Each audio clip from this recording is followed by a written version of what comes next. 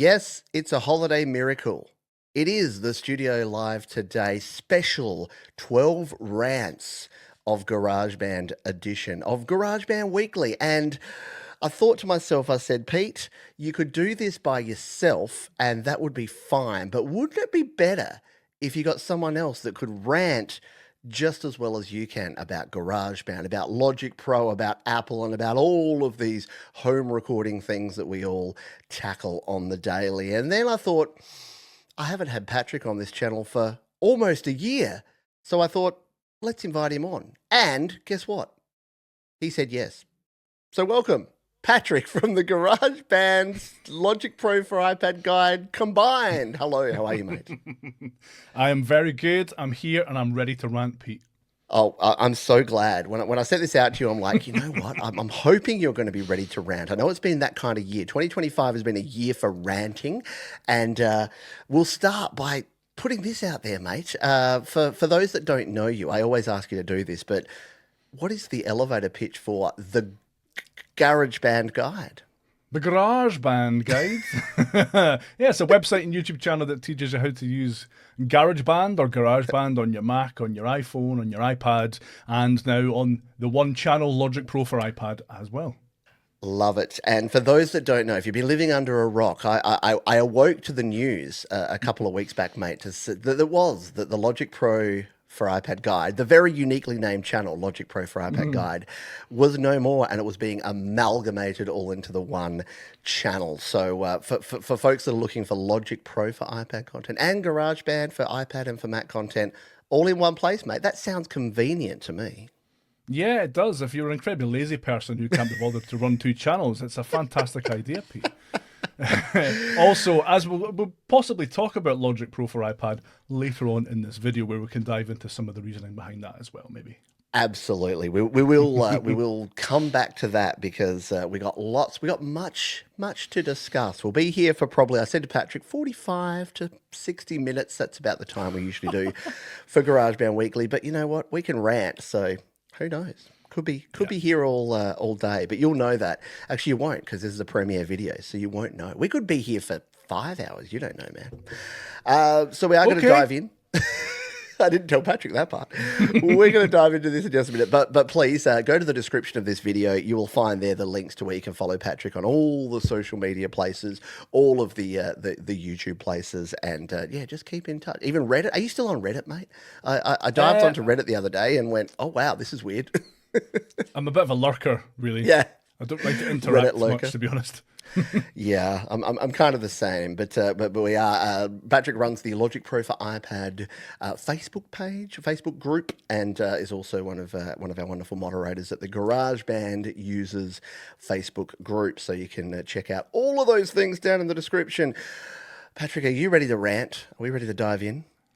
Always ready to rant. So before, should we do the legal disclaimer? These are the views and opinions of Pete and Patrick, and do not reflect the views of... No, you know what? It's all good. We're going to talk about... I'm speaking on behalf of Tim Cook today, Pete. Oh, there you go. I didn't know that you had Tim Cook's approval. See, I'm talking on behalf of Jaws. So you know what? We've both got... We've both got endorsement. So what's the biggest... I mean, I was thinking this through, and I was going through the 12... I'm trying to put 12 things together, and I thought, number one, look, it's got to be the new iOS and iPad OS 26. There have been 8 version increases in the last year. We've never seen 8... Wait, no. Oh, no, we went from 18 to 26. Why did we go from 18 to 26? I'm going to get you to start this one. We're going to alternate who gets to rant first. But iPad OS and iOS 26. And I didn't tell you this before the show. I made it a surprise. But I asked AI to give me a headline for each one of these topics. And you know what it said? So much potential, still half delivered. So AI got to have the first say on this one. And now I'll hand over to you, Patrick. iOS and iPad OS 26. What do you think? Yeah, that about sums it up, doesn't it? Oh no! Don't praise the machines. Yeah, it's this weird thing. Apple has this tendency to need to do massive sweeping redesigns every couple of years. I don't know if they needed to go quite this far. I don't think if the liquid glass look is a particularly good look, to be honest. I think it looks great when you present it in a big flashy show. It's perhaps less great when you have to use it day to day and like read things on your screen and stuff. iOS 26 is okay. I get it. Like now they've refined it. There've been so many version updates in such a short space of time because they obviously realize that they really have to kind of just any kind of fancy translucency just doesn't make the software particularly usable, really. Yeah. But I mean, the bones of it are quite good.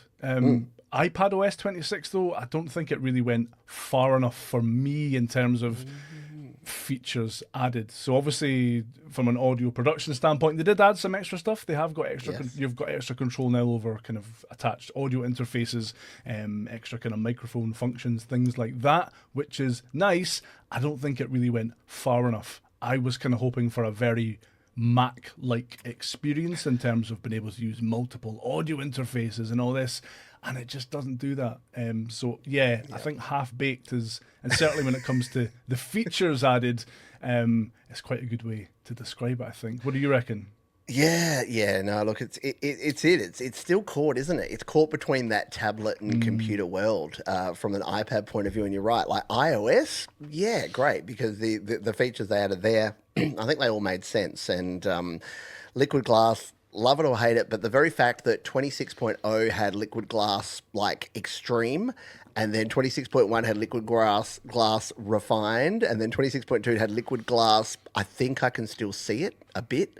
I think that kind of tells the story that they went, oh, actually, this was a great idea in concept, but it kind of reminds me of the old Windows days when Windows, was it Vista or something, that had the same thing back in the day. I can't even remember what it was called, but it was something similar where they're like, everyone will want animations and weird see-through things in their icons, and didn't quite work out. But and for those that don't know, I know most of you do. If you're watching this, let's be honest, you're an Apple nerd, you've got an iPad or an iPhone and you use GarageBand or Logic Pro, but hey, who knows? You might have stumbled across that's too attractive, blokes.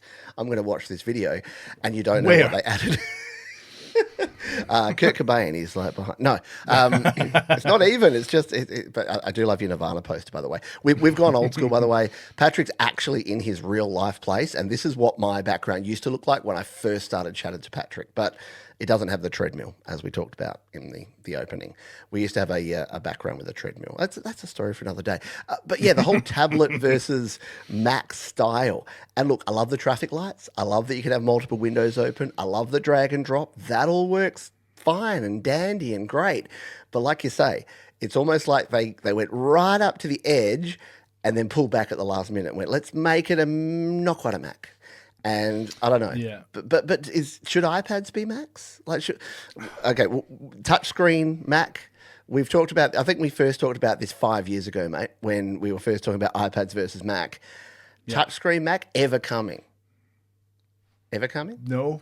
Why would they do that? I mean, Apple loves money. They don't want you to buy a Mac or an iPad. We've said this many times before. They want you to buy a Mac and an iPad. They could easily have stuck Mac OS onto iPads years ago. They're powerful enough. They just don't want to do it because it would just eat into their profits. Which, I mean, you kind of understand. They're a company. They're not your friends. Apple are not your friends. But they're there to make money. And they've got a kind of a hold of the tablet market. Nobody else comes close in terms of anything close to as good as an iPad in terms of the tablet market. So, I mean, there's no competition. Why would they? Yeah. Yep. Really? Yeah. And look, we'll talk about Macs later as well, because as you know, they've very much simplified. This is my Australian sarcasm. They've very much simplified the whole world of Macs. Like Steve Jobs, when he said, there should just be a MacBook and then a Mac and then a Mac Pro. Yeah, we definitely don't have many variations of Macs to choose from now in 2025 and 2026. Quick point about iPadOS 26 and iOS 26. It's great. I've got a new iPhone 17. It's fantastic. And it runs iOS 26 great. If you've got an older device, I think this is the first update in a long time that really, really performs very badly on older devices, especially when you start to bring into kind of the multitasking of apps and things like that. A lot of older iPads, it really doesn't perform very well. My son has a 2020 iPad Air, so kind of before the M chips were put into iPad Airs, and he's still on iPadOS 18 for that reason, because it just stutters and doesn't run well at all. So that's a consideration as well. They've kind of, as much as they've tried to make it as feature rich and as exciting as possible on older devices, and not even that much older, it doesn't run particularly well. Yeah, I do feel bad that I'm looking now at my 2020 iPad Pro and my 2020 Mac Mini M1 and thinking they're old devices. They're 5 years old and they're old devices because one's an M series chip and the other one's like the A12Z or Z processor, which were state of the art in 2020. And you're right. You try to run the latest Mac OS or the latest iPad OS on this hardware from 2020 or 2019 or, heaven forbid, 2017 or 18, and you are going to run into trouble. So that's a good point. See, this is why Patrick is the man of the people, because he knew that the comments would immediately, people would be saying, that's great for you guys that, have your M4 iPad Pros in front of you, but what about us folks that are running the old? Well, we do also run the old hardware, so we know your pain, and we know that, yes, the upgrade cycle is real. Speaking of needing the latest and greatest in iPads to run things, Logic Pro is something that we talked about. We talked about in the opening. You had a whole channel devoted to Logic Pro for iPad because I watched your video the other day and you and I were both of the view, well, I was of the view that it would never come. But as soon as it did come to iPad, we were both of the view that this is going to be the digital audio workstation that changes iPad music production. And we had Logic Pro for iPad version 1, and then version 1.1 and 1.2, version 2, 2.1, 2.2. We've been with this thing for a couple of years now. And look, there have been updates. There's been changes. There's been improvements. Things have been added. The stem split has been improved. The virtual instruments have been improved. All of the session instruments have been improved over that time. But it's still a subscription, and it hasn't quite... Is it fair to say, so I'll go first on this one. I would say, and again, AI said to us, small updates, big expectations. And I hate to praise the machine again, but I think it's kind of nailed it. That the expectations were massive and the updates, whilst they've been reasonably frequent, have been smaller than we would have expected. And that sounds unfair because we've had stem splitter, we've had the session instruments, we've had all of these changes, we've had the chords track, and we've had the tempo track, and we've had some form of the ability to morph sounds and use the sampler and all the Alchemy synth and all this stuff. But the features are arriving incrementally, and we had a conversation when it first came out that the pros weren't happy because they were saying, this is Logic Pro for iPad. I'm a professional musician using Logic Pro for Mac. This doesn't match up. And you can say to the cows come home that the two are not supposed to be the same, but they're called the same thing. If it was called GarageBand Pro, I don't think we'd be having this conversation, but it's called Logic Pro for iPad. So if you've been using Logic Pro for Mac for 10 years and you get Logic Pro for iPad and it doesn't have all of the workflow that you're used to, all of the toys you're used to, all of the ability to use samples and external instruments and AU plugins that you're used to, does that lead to frustration? And that's kind of what I'm hearing and I love it. And look, hand on heart, I use it. I still think it's the best digital audio workstation on iPad, hands down. And it's also still got a long way to go. What do you reckon? I completely agree. I think it's without doubt the best DAW on iPad, in my opinion. Obviously, there are other options out there. I think it comes down to Apple are dreadful at setting expectations. So they put these things out there and they just and there's such a vacuum of information and who these things are for that the audience that perhaps it is not meant for. So this was not meant for Logic Pro for Mac users at all. Correct. It was meant for creatives on iPad who wanted an Apple-made solution step up from GarageBand, or for newcomers to the iPad music production space. But Apple didn't communicate that at all because obviously they want as many people to get in on this subscription as possible, which just led to disappointment. Which is unfortunate because it's fantastic. It's an incredible bit of software. But it's just the way it was presented. It was one of the first really big marketing fumbles Apple did. They've obviously done quite a few since then, but it's from talk what I about can them remember, it's later. one of the one of the biggest fumbles, I think, because they had such a great opportunity, especially the way that they put forward the subscription model.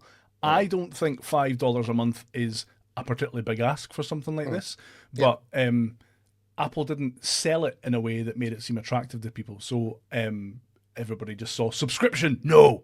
Yeah. And that was it, without any kind of recompense. So it's a strange one. Yes, I think, like you say, yourself, myself, a lot of people thought it was going to come out and it was going to change the iPad or iOS music making landscape, and it hasn't really done that. It's taken its place in that kind of landscape alongside other iOS DAWs, but it's not the massive breakout hit that maybe Apple would have liked it to have been. Yeah, which is, it's disappointing. And look, it can still recover. Like Logic Pro for iPad 3.0, who knows, or 2.3. The problem is GarageBand reached 2.2 and then 2.3. And what are we at now? 2.3.18, I think. Oh, yeah, There's been 18 dot increments of GarageBand. And we haven't seen a full even dot version update to 2.4 since. So it's been slow going, but it'll be interesting to see what happens as we come into 2026 and as we approach that next year, because a lot of us subscribe yearly because it is a little cheaper if you do subscribe yearly. It'll be interesting to see what the response is and what is new and what is different as we come into the new year. Not to mention the fact that, and look, this will segue us nicely into number 3, which is that GarageBand for iOS got an update for iPad OS 26 and iOS 26, and Logic Pro for iPad did not. It got left behind. It got the menuing thing, which it just got by default, but there was no changes and no updates at all, no new version for the brand new version of iPad OS 26, which I was surprised by. I'm still waiting. I'm still thinking, surely it's about to come around the corner, but GarageBand has had updates. It's had 3 updates in the last 12 months since 2024. Look, you've joked about it. I've joked about it. Bug fixes, stability improvements are the vast majority of GarageBand updates these days. But look, it's still the best entry point music app on the planet. I think it's hard to dispute that. If you've got an iPhone or an iPad, you can run GarageBand. Even if you're on an iPad from 10 years ago, you can run GarageBand. But I'm going to get you to rant on this one about GarageBand and what's happened with it for the last 12 months. But AI says, beloved, brilliant, ... and neglected. What do you say? Yeah, so as much as Logic Pro hasn't had an update either, on macOS, GarageBand for Mac hasn't had an update either. Thank you. So... The Mac users are saying, thank you, Patrick. Would you just tell Johns that it exists on a Mac and that hasn't even had any updates? All right, thank you. Continue.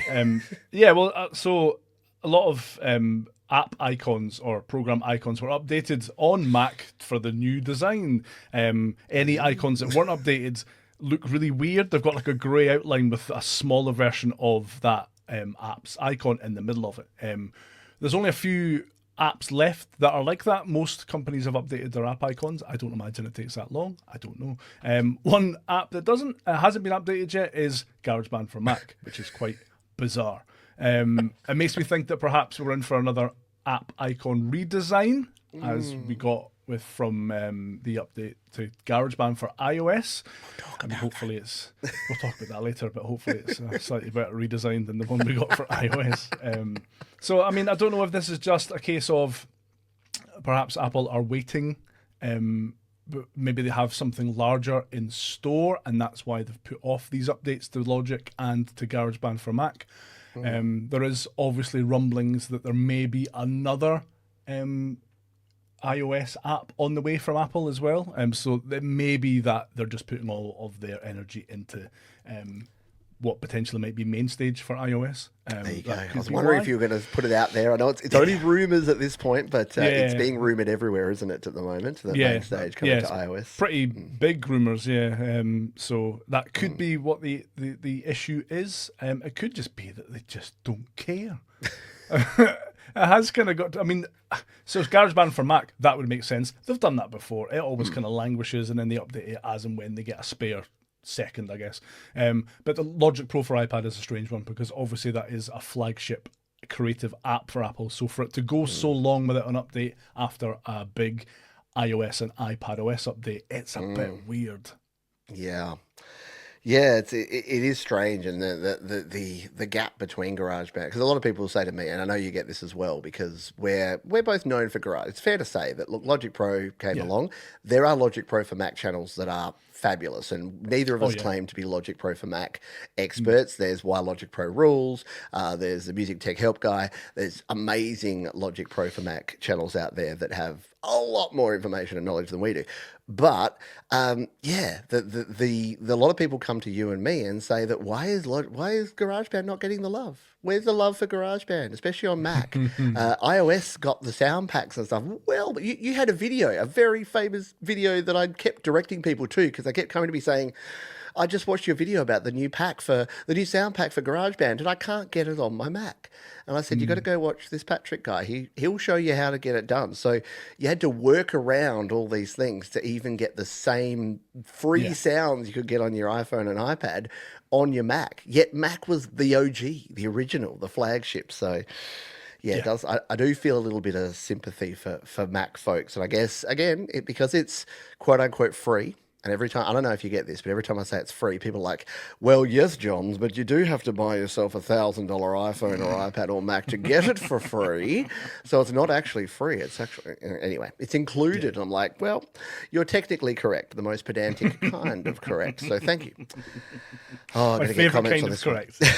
I'm going to get comments on this one, mate. Direct them all to me. I normally say direct the hard questions and the complaints to Pat. No, they're all going to you this time. You can direct them all directly to me. So, you know what? Yeah, look, there's a loyal fan base of GarageBand users out there. As you know, as we know, we wouldn't have day jobs doing this stuff if people didn't love GarageBand. We love GarageBand. Yeah. We will continue to love GarageBand. And for those that think that we have the inside knowledge and all the influence over Apple, we don't.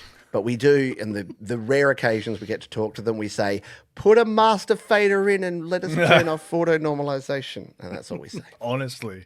That's never happening at this point, is it? Never happening.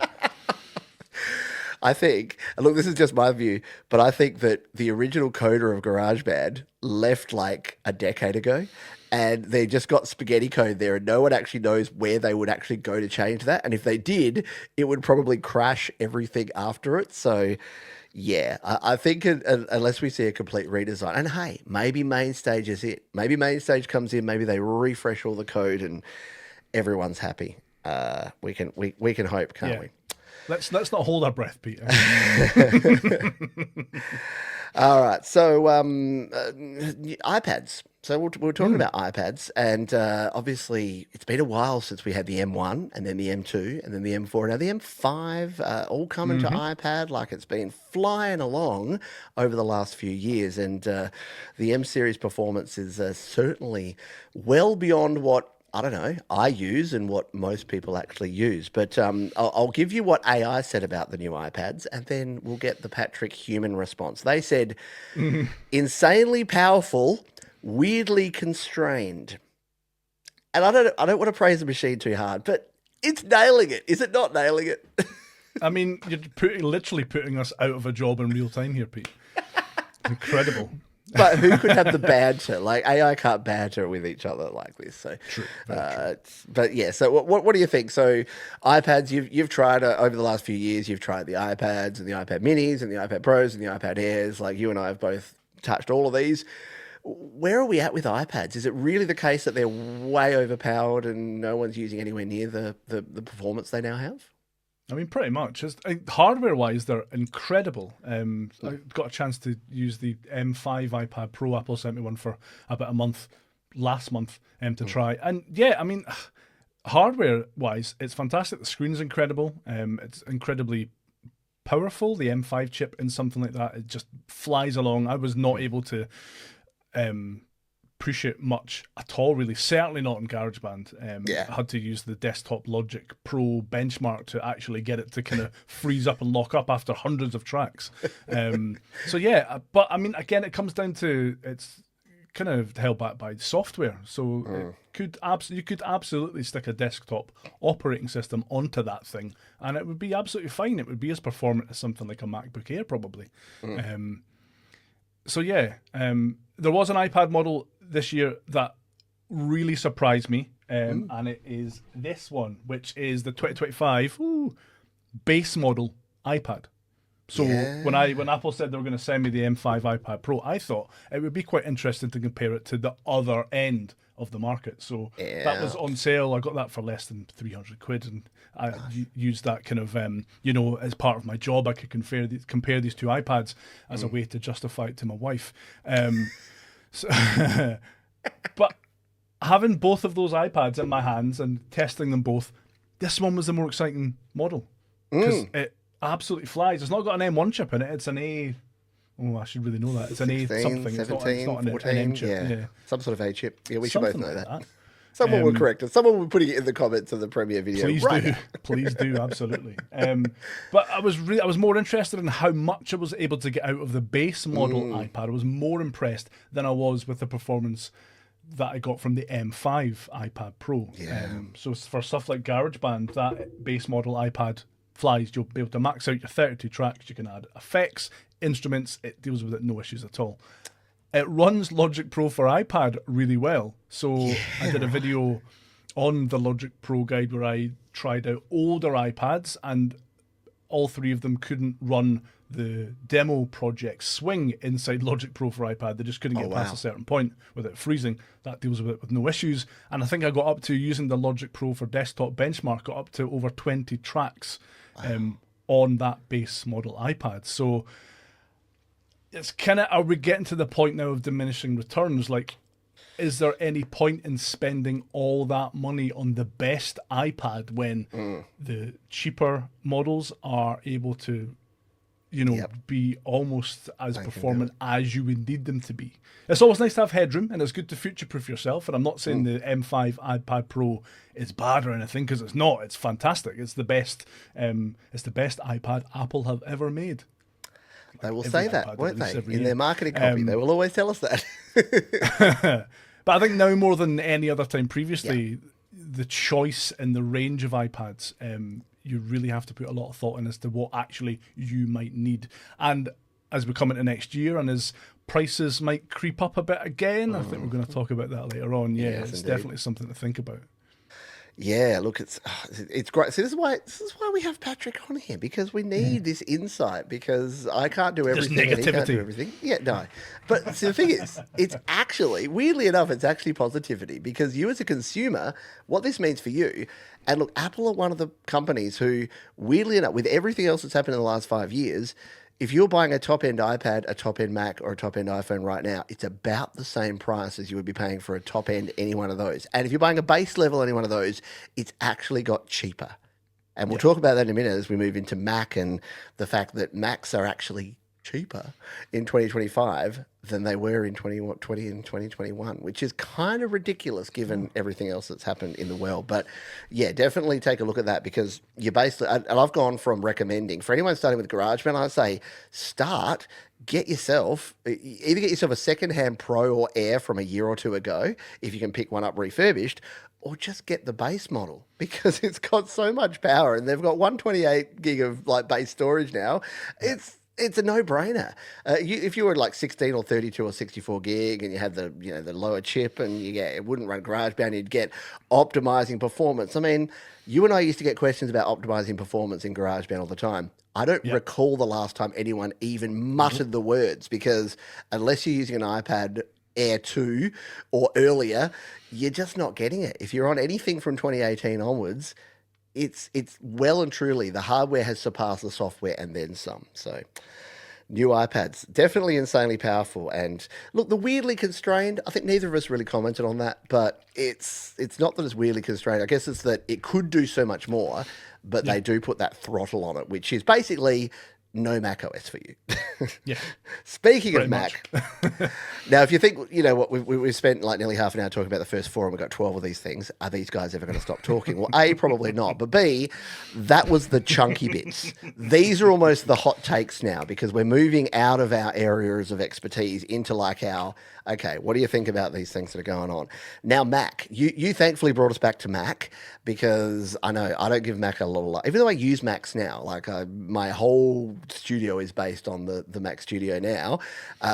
But 5 years ago, I hadn't owned a Mac. So I'm still very new. When it comes to Apple fan people, I'm new to Macs. But Mac, and I got to go first on this one. First, AI tells us, amazing machines, increasingly confusing lineup. Once again, it says in 5 words what we're going to now say in like 5 minutes. But they are, as they say, they're the best Macs that Apple have ever made, but with the most overlap. Like the difference between a MacBook Air, like the old versions of the MacBook Air, the MacBook Pro. If you're a pro, you got a Pro. If you were a student, you got a MacBook Air or a MacBook. Now, the MacBook Air basically is the MacBook Pro because if you get the low-end Pro, you're actually getting the top-end Air. And then if you're getting the high-end MacBook Pro, that's got the Max chip or the Ultra chip in it. And if you're getting a desktop, it's even more confusing because you can go the Mini or the Studio or the Pro, but if you get the M2 Ultra, that's actually faster than the M4 Pro, which is also faster than the M5 non-Pro. So how do people navigate really bad, the world of Mac? If you're buying a new Mac, what do you say? If someone comes to you and says, Patrick, I need to buy a new Mac, do you have to ask them, do you play the 20 question games like I do? Do you have to ask them all this stuff or where do you go with that? Well, yeah, exactly what you're going to use it for. But I mean, Apple are fantastic at selling you stuff. So all this is designed so that you see you go for the base model. Most people just need the base model. But then maybe you want a bit of extra storage, so that adds an extra 200 quid. But then if you're adding £200, then it's only an extra £150 to get a MacBook Pro. So you might as well just get the MacBook Pro. But what if you want extra RAM? And then it's £200 extra RAM. But then if you want the extra RAM, you might want the model that has the 10-core CPU, not the 9-core bin CPU. But then you're paying an extra £300. But then you might as well just go up to the next model. And they're really good at working you up these kind of steps of pricing, which is why I think there's so much overlap. But it's I think less so than the iPad. I mean, the macOS is a fantastic operating system. But I think you're right. I think the MacBook Air now is probably the one to go for unless you're doing stuff like 3D graphics or a heavy amount of video editing, stuff like that. Yeah. If you don't know, for music production, certainly, your MacBook Air is definitely the one to go for. But again, it comes into what people's budgets are, and it's not taking into account the second-hand market. Because, like you say now, since the introduction of the M1 chip, the M1 chip MacBook Pro is still incredible and will absolutely do you perhaps better than the current model MacBook Air does. So do you want to go the second-hand route or the refurbished route? So it's a bit of a minefield. It's hard to know really what to recommend. It is. And the fact that the designs now aren't changing either. So you can't even really see, with the Mac, you can't really see the difference. Yeah. So, for instance, you mentioned trying out the iPad M5. And Apple sent me 4 years ago, they sent me the M1 MacBook Pro to try out. And I tried it out and I'm like, yes, this can do everything I ever wanted to and then some. And then I sent that back. And then they didn't send me another Mac for a while, but then the M5 MacBook Pro came out. They sent me that to try out. And I'm like, this does everything I needed to do and then some. And it's like, but it does, I didn't need any more than the MacBook Pro M1 that I borrowed 4 years ago. So it was weird to think in terms of, you actually need this sort of stuff. And weirdly, though, I did actually buy my own. I don't just get loaners from Apple and try to go through like you. I buy my own stuff too. And I bought myself the MacBook, the M4. Oh, God, I can't even remember now. There's so many numbers now. It was last year. No, it was earlier this year. So it must have been the M4 because the M5 hadn't come out. So the M4 MacBook Pro. But I went through exactly what you said. I looked at the Air, and here in Australia it's $15.99 because we pay more because we get the Australia tax. $15.99, and then I'm like, but I can't get the base level of storage. I've made that mistake before. So it's $17.99. And I really kind of want the 24 gig instead of the 16 gig of RAM. So it's $19.99. But then the MacBook Pro starts at $21.99. And then, but then if I add on to the MacBook Pro and I get a little bit extra, it's only $23. I spent $2,599. So I added $1,000. I was an absolute sucker. MacBook Air would have been perfect. Exactly what I needed, would have done everything I needed it to do. And I've future-proofed myself, but I've also paid the Apple tax of $1,000. So, yes, I But you've got an amazing machine. I mean, I don't imagine you're disappointed by it. But yeah, you're right. I mean, that's how their business is set up, isn't it?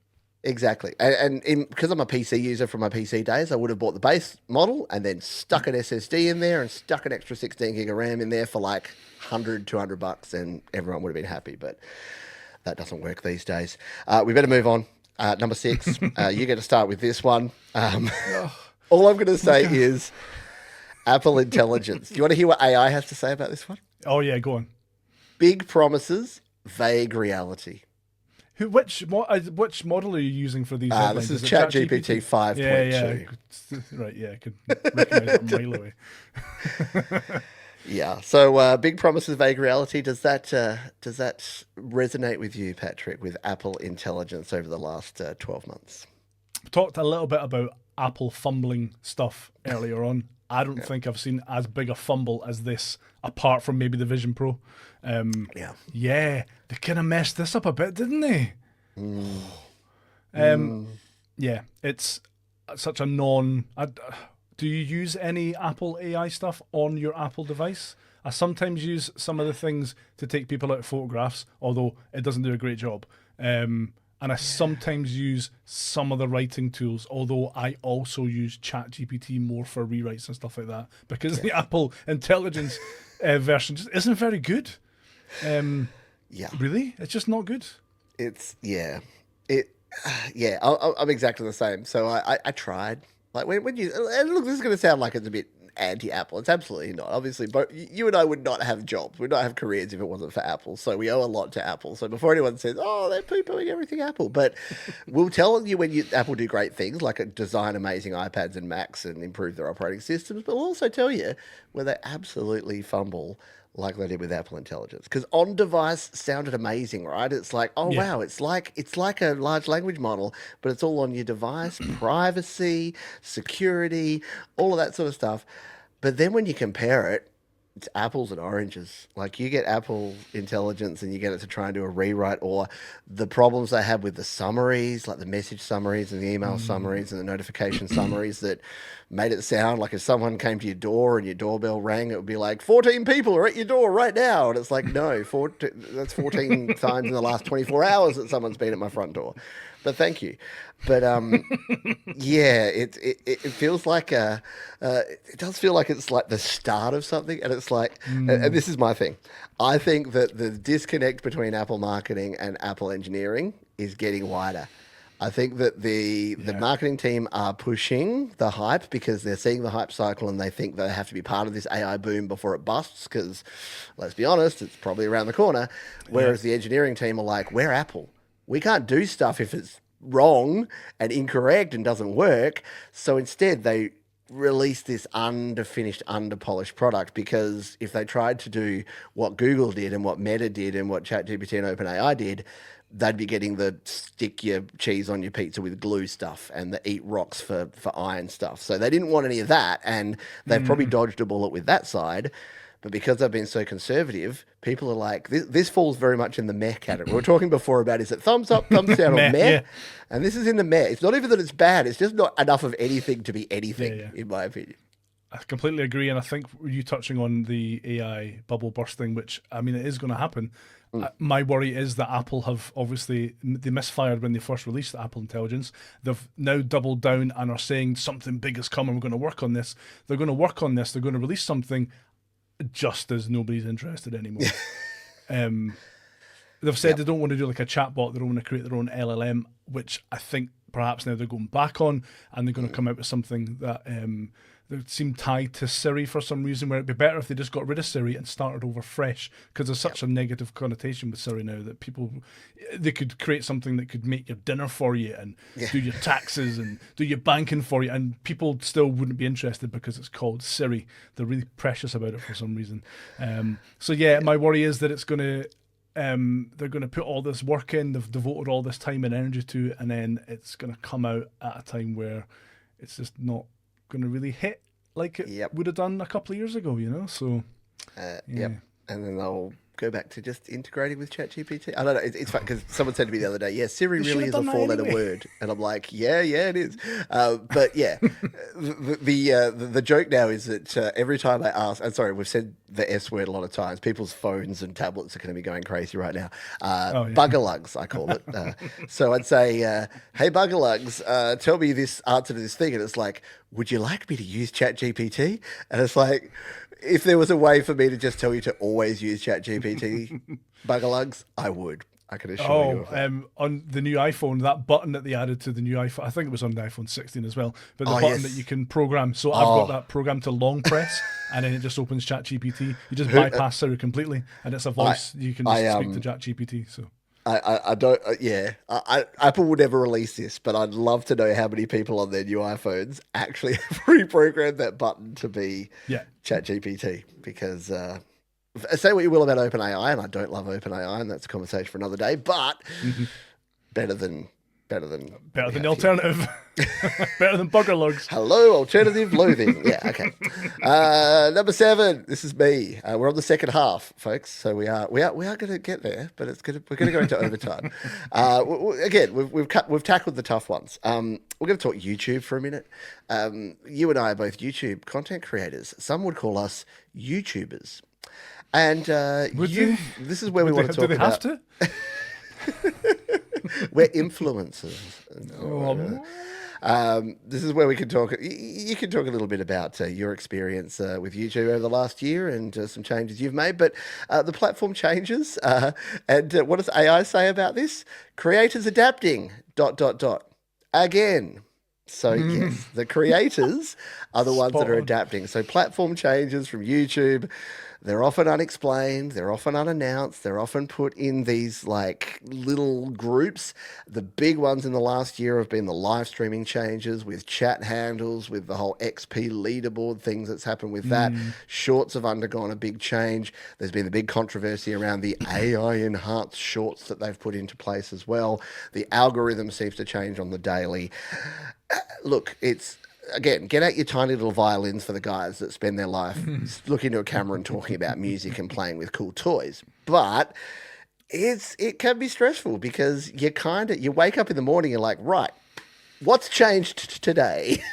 What am I doing now? Because what's changed from yesterday that's now different today? So how's your 2025 been on YouTube, Patrick, if I may ask? It's been all right, yeah. I've seen all this stuff happen and people freaking out, and I've never really noticed it myself. I've just been pretty constant right the way through the year. I haven't seen any huge drops in revenue. I haven't seen any massive increases in revenue either, to be fair. But then I don't do 100% of my stuff on YouTube anyway. I think that's kind of the only downside of it. YouTube is massive and it's fantastic to support the creators and you can make an income and a living on it. But I don't think I'd ever want to put all my eggs into that one basket because it is just so fickle sometimes. What about you? Have you had has the year been okay for you? Have you had any of these kind of creative pitfalls so I guess, that we've been hearing about? Or? Yeah, look, and I guess because live streaming is what I do a lot more of these days. Yeah, I don't do that, so that's changed a lot more than other things have because basically every few years YouTube wants to be someone else. And last year YouTube wanted to be TikTok, so they pushed really hard on shorts. So they made shorts go to the top of the algorithm and bubble up, and we all had to jump onto vertical video under 1 minute. And in the last year they want to be Twitch. So they want to have leaderboards and XPs, and they want people paying for hyping things and all the cool kid things that I don't understand. So that has been a challenge in all honesty, but you're right. The baseline just consistency thing And this is something that we've talked about from day dot, is that people will come and go, and it's all about just being able to keep doing your thing. Like the algorithm's going to go up and down and change, but if you're stable in the middle, you can usually ride it out, and other people will get like worried when things go down and they'll bail out, and then you're like, well, it's just Patrick and Pete here paddling in our little boats down the YouTube canal. But it's Pretty also much. exactly what you said, that it's diversifying, isn't it? It's not just having everything in one basket. Oh, don't put your eggs in all in one basket. So trying different things. I know for you, you've got your website, and you've got courses, and you've got other things that you offer folks that they can go to thegaragebandguide.com right now and go and check out all the things that Patrick offers over there. Checks in the post, Pete. Thanks for that.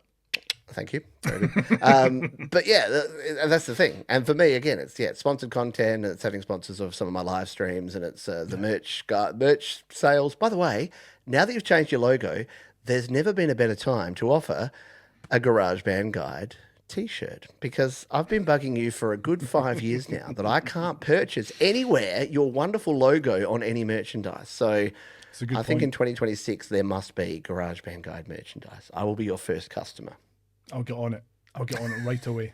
Who do you use? Is it Teespring you use? I've asked this before, I'm sure. I don't. Well, no. There's been a big shake-up in the world of merchandise. I don't use the people you mentioned there, and I won't throw them under the bus, but they did not do well. They were taking a very long time. But there's a wonderful company called Fourth Wall that many creators are now using, which is a print-on-demand, really quick, really effective, really cheap, really good consumer and creator-focused. So Fourth Wall.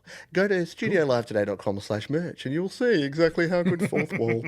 Or in the future, go to thegaragebandguide.com/merch, because in 2026 that page will exist, and you'll be able to buy your own GarageBand Guide mug and t-shirt. I teed you right up there, and you knocked out of the park, Pete. Fantastic. What a pro.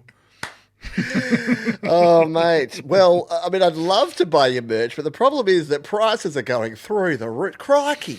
Prices are going through the roof. Oh, yeah. Like, the prices have gone up a wee bit. Oh, there you go. I'll do it in the Scottish version of it. So this is, did I start the last one? I think I did. Yeah, I did the YouTube one. So this is me. You did the YouTube one. I handed that to you. So prices, so this is what AI said. Everything costs more and value isn't keeping up. It nailed it again. So, subscription creep across tools, platforms, and services.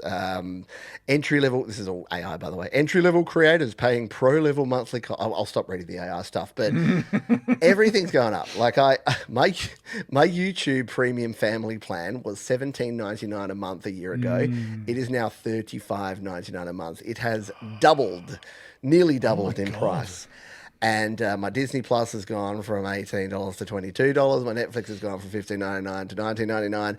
Everything's going up in the world, except Apple products, which is weird. But yeah, a lot of these, and a lot of this is around the services model. So we're all subscribed, we're all paying things for services, and even a lot of the items that we're buying. So this is how you know things are bad.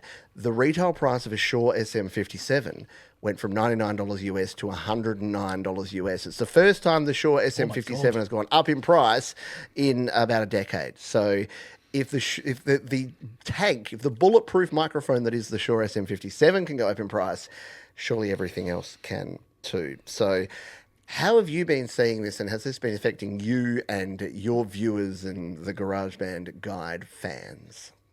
I mean, yeah, I think, like you say, the cost of day-to-day subscriptions that obviously companies set a low price to get us all invested in, and then as things have happened the last couple of years, they've pumped those prices up. So yeah, I'm kind of feeling that too. I think the thing to watch next year, and certainly next year and the year after, is the price of RAM has gone through the roof. Yes. And then obviously now the price of SSDs are going through the roof as well. Now obviously that you wouldn't think that would directly affect Apple, because it's all a system on a chip. Nobody's buying blocks of RAM and putting them into Macs, because it's all kind of soldered onto the same motherboard. But if Apple sees an opportunity to raise their RAM prices because all other RAM prices are raising, you can be damn sure that they're going to do it. So I would say if anybody's thinking of buying a Mac right now, but you're hanging on and seeing what happens next year, buy a Mac right now. I don't know if this will affect iPad prices or iPhone prices. I think it's quite telling that prices stayed the same this year. Like you say, Apple didn't really put the prices up of anything. I don't think that will continue into next year. So I think if you're holding on and seeing what new things come out next year, and you want an extra 5% performance boost or something like that, I would perhaps re-look at that and maybe think about buying something sooner rather than later if you are in the market for some kind of Apple hardware. Yeah. Yeah, no, again, 100% agree, because I'm actually surprised. I thought that Apple would, with the T word in the US and with everything else going on in the world, and like I you was say, like, the with T word? Oh, no, okay.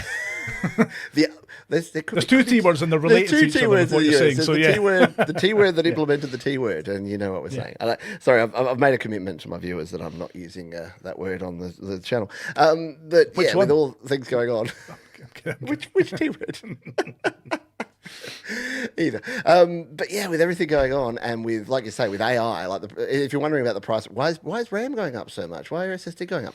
It's because all the server farms and all the data farms and all of the processing that is required for all the AI, for me to put together our wonderful AI word salad here that it gave us for all these topics, all of that's using RAM, all of that's using processing power. So graphics cards, RAM chips, SSDs, all the components that you will put, and you'll be like, but I'm making a home PC, it's different. It's like, well, no, they're getting desperate. They're pulling in everything now. And the manufacturing plants that we're making stuff for, your PlayStations, your Xboxes, and not your Apples, because like you said, system on a chip, but you know what? You can point to it, can't you? It's like the groceries. It's like, oh, well, if everything else is going up 10%, even if our costs aren't going up 10%, we might as well slap 10% on there too. So 100%. Yeah. All right, we're down to our final four. We're going to talk about social media, mate. Are you on all the social media still? How much time do you spend on? This is an intervention, by the way. How much time do you spend on social media? Why is my wife here? So I'll let you talk about this one, because we're on an odd number, and that's you. But social media, and AI says louder, faster, emptier. Is that not a Kanye West song? I thought it was Daft harder, Punk, sorry, stronger, wasn't it? faster, better. Isn't that Daft Punk? No. It was, yeah. I've just disgraced myself there. Just cut that. Daft. Is that not? I'll do it again. Is that not a Daft Punk song? Yeah, you can put that in there, and I won't look like a complete shitbag. There is no editing. So what do you say? So social media, obviously, you got Twitter/X, you got Facebook, you got Instagram, you got TikTok, you got all the things. How active are you on them? How important do you think they are? And you know, we've banned them here in Australia for our kids, so apparently Australia thinks they're bad. But good on you. So my son got a phone this year. He's only 9, but we got it more so we can track it. So it's got he got like an older iPhone, so it's got Find My, and he's walking to school himself. So it's more we can make sure he's not walking into roads or just diving into the sea or something. It was only called. But obviously we limit what he can look at on that phone a lot. Yes. The only thing he can really look at is YouTube, and it's very kind of locked down. There's only certain things he can look at. He hasn't got any other social media. Yep. I don't really like social media, and I'm just completely tied to it. I watch far too much TikTok. I'm on Facebook more than I should be. I think if I didn't have a business presence on Facebook, I would just sack it completely. I did that with X earlier this year when the owner of X came out as a massive FUD. I just kind of binned that completely. And I kind of tried some of the newer ones, so like Blue Sky. I'm on Threads as well, although Threads is a complete garbage fire as well. So I don't know if we're at a point of kind of social media. It doesn't seem to be getting better. It doesn't seem to be getting better for people. It seems to be getting better for companies and advertisers. And there hasn't really been a good social media to kind of come in and replace the existing ones in the way that they do things. So I don't know. It's a large part of my business and the way that, but even then, when you create a YouTube video or a post on your website or something, Pete, and then you share it on social media, do you share it with the intention of getting any kind of conversation, or do you feel like you're just kind of, I have to post that to social media now? I feel I'm at the point now latter. where I'm kind of like I'm just going through the motions. I'm not really getting any meaningful conversation or comments on this. I'm just posting this on Facebook because I always do. And I'm at the point now where next year I think I'm going to start doing that a lot less. Yes, and 100% agree. And look, I love, by the way, I love all of my friends on Facebook. Here's the thing. It's got nothing to do with the people. The people on social media are all wonderful people. They're also the same people that are on our YouTube chats and that are on the Discords and the Patreons and all the other things as well. The people are not the problem. Like you say, it's the companies. They're making it worse. It's the whole Cory Doctorow shitification thing where they're making these platforms actively worse for consumers, actively worse for creators, and actively better for them as companies, all to make line go up for corporations. And we're not here to talk about the whole corporate greed thing, but that's kind of where it comes from, because these are all beholden to either shareholders or their private hedge fund owners who all want to make money. And fair deal. You know what? We live in a capitalist society. You and I want to make money. Everyone wants to make enough money to, feed their family and keep their lights on. But yeah, the problem with social media is that it's not been improved. It's worse. If you look at Facebook, the heyday of Facebook, when I first met Patrick, it was on the GarageBand Users Facebook group. And I still remember, I still talk about this on my channel. And it was, I was on the GarageBand Users Facebook group. And then this guy called Patrick Baird came on and said, oh, hey, Pete, blah, blah, blah, blah. And I'm like, wait, is this the Patrick from the GarageBand Guide? And you're like, oh, yeah, I'm kind of a lurker. I've just been hanging around. I'm like, right, okay, we've got to get you in. Like, come on, you're going to be a moderator. You're going to join the rest of the team. We want you as part of this. And that was the heyday. Because I remember we had under 1,000 users. We've now got something like 12,000 users on the Facebook, GarageBand Users Facebook group. And it is way less interactive. The weird thing is we went from 500 users, super interactive, super engaged people, and now that there's 12, and look, that's scalability. That's just what happens everywhere in the world. But social media hasn't really done anything to help that, because instead of feeding you things from the people that you follow and things from the groups that you're interested in, it serves you ads, and then if it's not serving you ads, it's serving you things it thinks that are either going to enrage you or that are going to entice you to take up new things. 100%. I fall for it all the time. Oh, yeah. And flowery comments. Why? I find myself feverishly, and then, what am I doing? Yeah. What? No, what? No. Yeah. I joined a group yesterday called Things That Look Like Faces. And it's the most fun I've had on Facebook in a really long time, because it's just pictures of tree stumps and pancakes and wall patterns that look like faces. And I'm like, this is what Facebook should be. I want more things that look like faces and less things that angry up the blood. It's crazy because I think talking about the old days of the GarageBand users Facebook group, you used to do live streams weekly. People used to post cover songs, or they post their own original songs.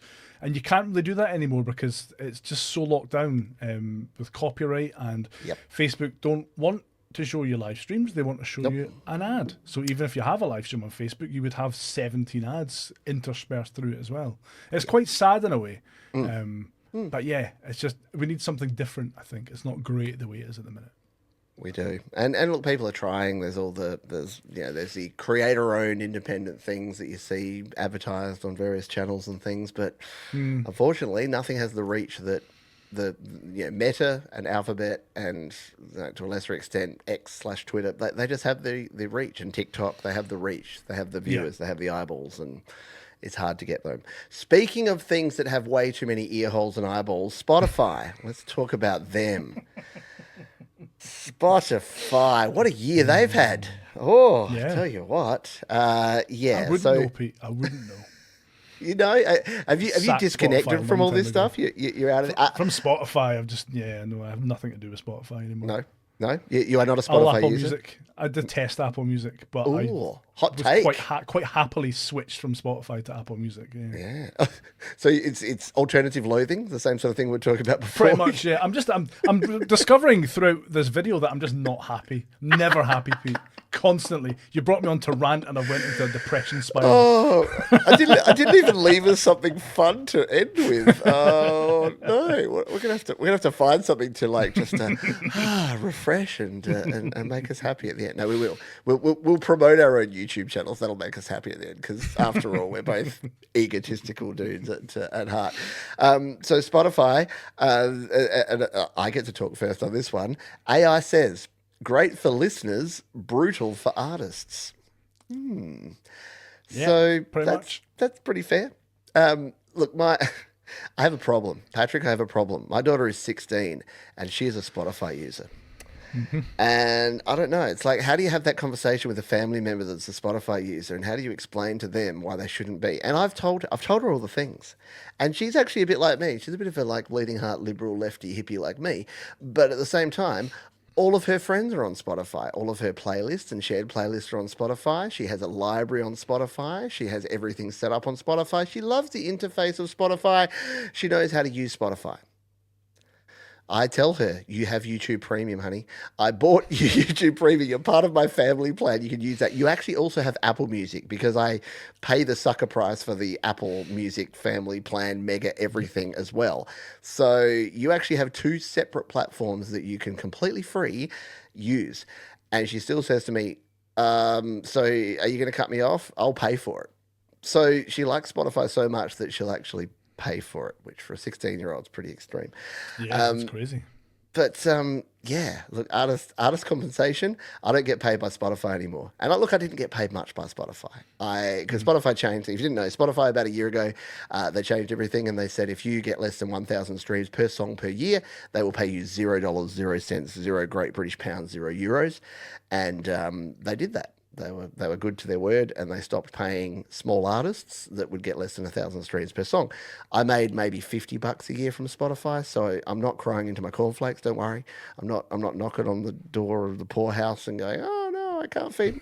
But still, $50 out of my pocket, and where does it go? It goes into the pockets of. Well, that's it. I mean, as much as they're not paying you for those streams, if it's under 1,000, they still generate income. They're just not giving it to you. Yeah, they're giving it to someone else. And they said they're giving it to working musicians that are like the mid-tier. They're not giving it to the high tier.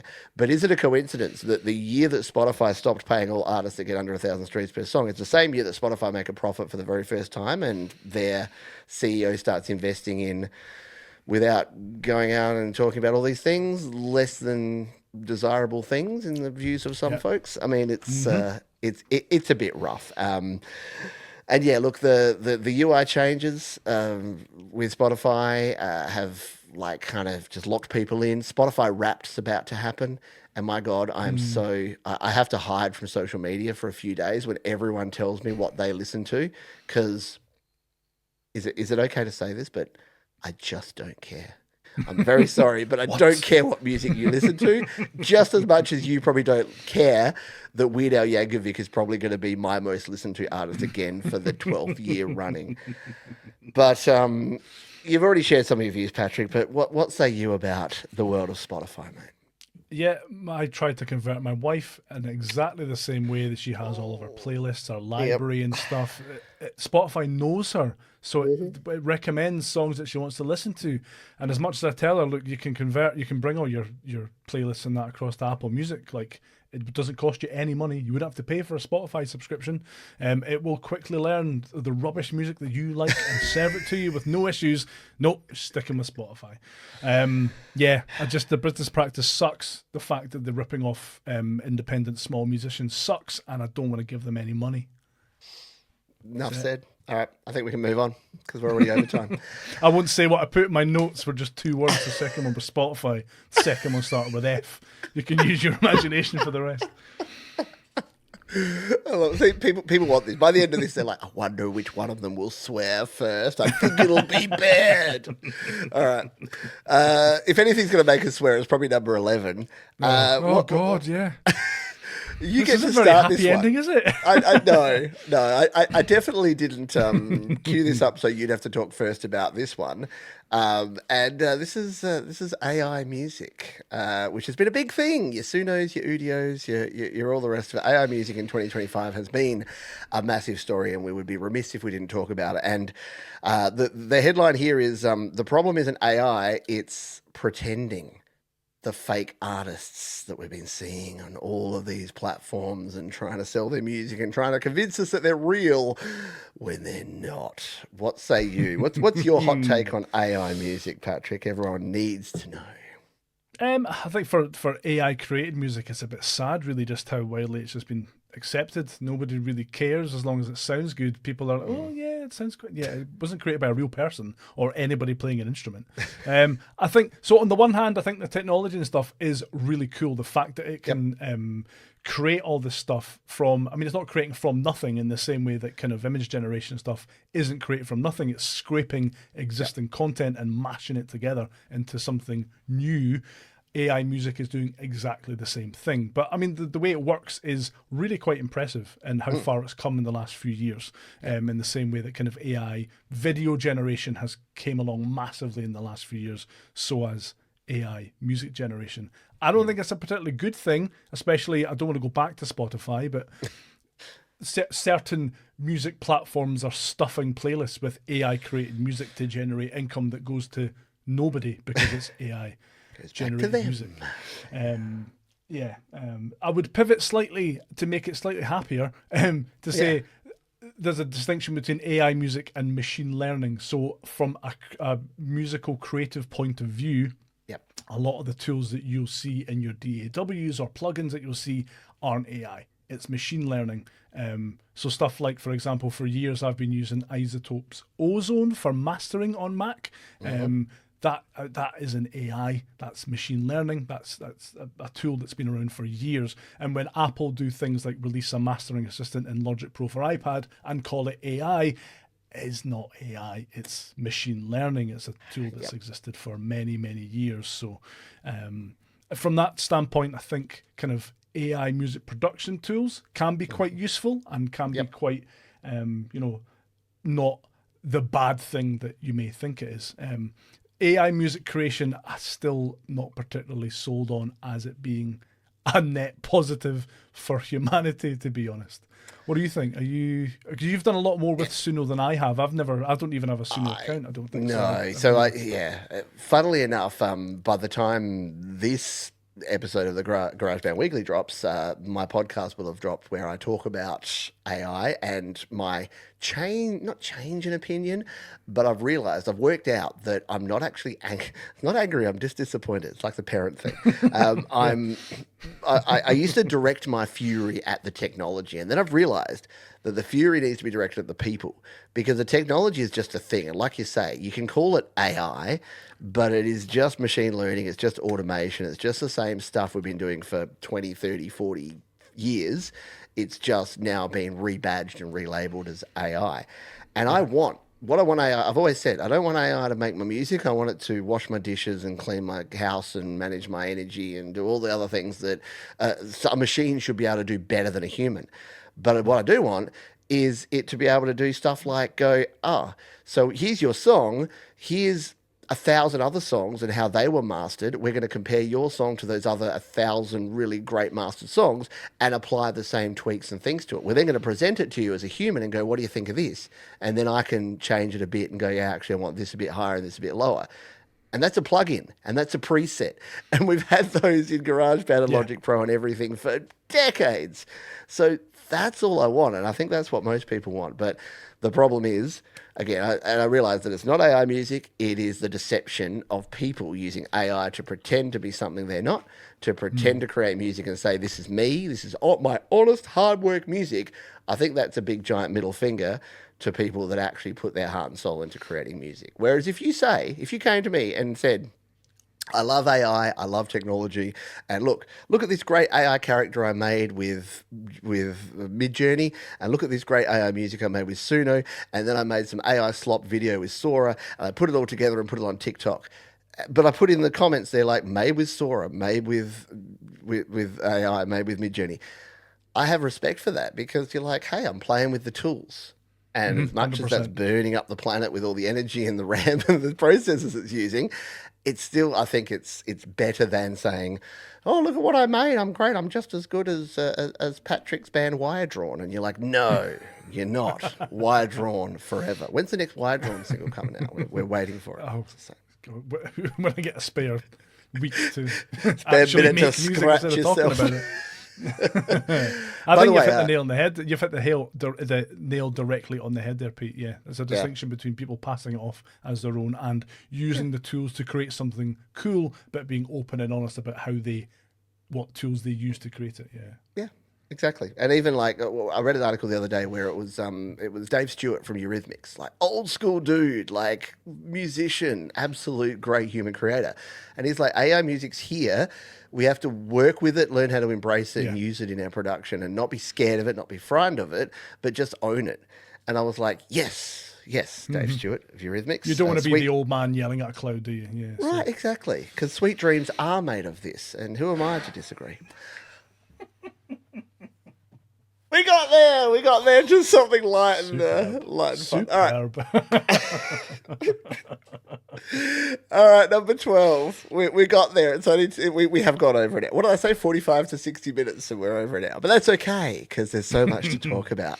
And I get first crack at this one, but I should have made this one yours because you had some opinions on this one. But the new GarageBand logo. So when GarageBand dropped for iPad OS 26 with the new liquid glass display on your iPhones and iPads, the first thing you may have noticed is that GarageBand went from its familiar bright orange logo to how would you describe it? I'll let Patrick describe it in a moment. But what AI said, and this actually made me laugh. Look, AI can have a sense of humor. ChatGPT 5.2 said, "New GarageBand logo. Why did you touch it?" And then it said, "Nobody asked for this change." And that's all I'm going to say. I'm going to hand over to you because I think for once AI has got it perfectly right. Did it scrape that content directly from my video? It probably did. Jesus. Yeah. Why? I don't think it needed a new logo. Of all the things you want to change about the app, you add a new logo. And it looks like, genuinely at first glance, looks like it was created in Image Playground. It doesn't look like it was designed and made by anybody. It looks like somebody typed into Image Playground, create a new GarageBand logo, make it look crap, and then it popped that out. I've seen a few people talk about that they're quite happy to see a return to the skeuomorphic design of things because obviously it's not flat, it's got kind of a bit of depth to it, which I can kind of see. I just don't like the design. I don't think it looks good, and I think it's a downgrade from what was there already. Why change something like that didn't need changing? I'm ranting now. I realise in the grand scheme of things, it's an app icon. It doesn't really matter. I just really don't like it. And look, and it's why I wanted to finish with this because I did want to. As soon as I was putting the list together, I'm like, we'll talk about the big heavy lifting stuff at the start. Then we'll talk about the controversial topics. Then we'll just get really heated about AI, and then we'll talk about that new GarageBand logo. And then I'll go have a mental breakdown as we come off here. Fantastic. Thanks, Pete. Merry Christmas. And for those behind the scenes, I get to go to bed after this, and Patrick's got his whole day ahead of him because we're recording in the evening for me in the morning for Patrick. So, yeah. And you know what's funny? You would not believe this, Patrick, but I'm looking at it right in front of me now. The very last dot point on my AI checklist. And by the way, I did write all these things. I did write all the content. I don't use AI to say, tell me what I should say. But I say, hey, here's the 12 points we're talking about. And I just thought it would be fun to completely own the fact that I'm using this and it's saying it.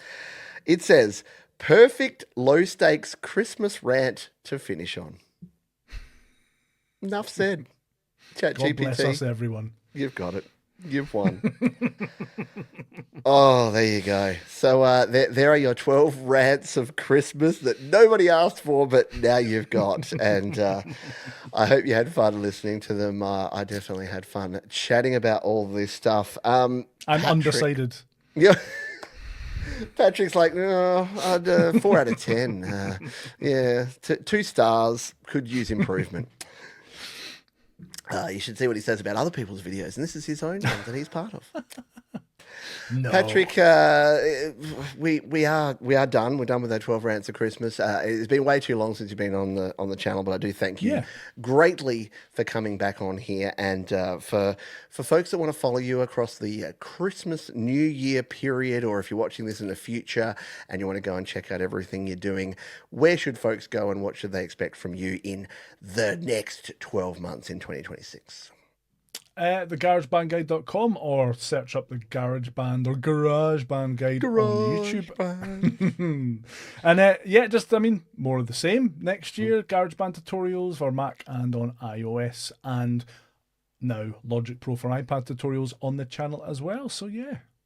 Excellent. So your one-stop shop for mobile creating. You might be thinking, aren't these two rivals? Shouldn't they be trying to compete with each other? And it's like, no, because some people like GarageBand Guide and some people like GarageBand Guide. Well, you've got your choice of bald middle-aged white man to tell you about GarageBand Logic Pro, and we're glad you chose one of us. So if you like Australian accents or Scottish, British hybrid accents, you're good to go.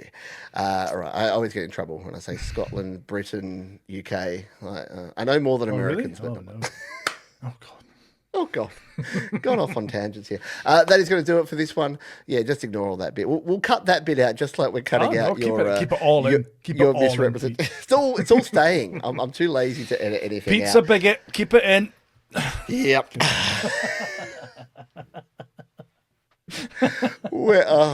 See, this is more of the behind the scenes stuff that you normally miss out on before we finish up, but we are going to finish it there. Please do go to the description. You are going to find the links to Patrick and to all of the things he does on the GarageBand Guide. Go to thegaragebandguide.com. Hit the like button if you liked it. Leave your comments below. I'll answer the hard ones this time because I usually say all the hard questions I'll ask Patrick to answer, but no, just don't ask any hard questions. Just say Merry Christmas. The first person that says Merry Christmas, Happy New Year, Patrick and Pete, gets absolutely nothing except for our long love for the rest of your life. Crazy. All right. Thank you, everyone, for being here. As we say at the end of each and every show here on GarageBand Weekly, be kind to yourself, be kind to others, keep creating. We'll see you next time. Bye for now. Bye.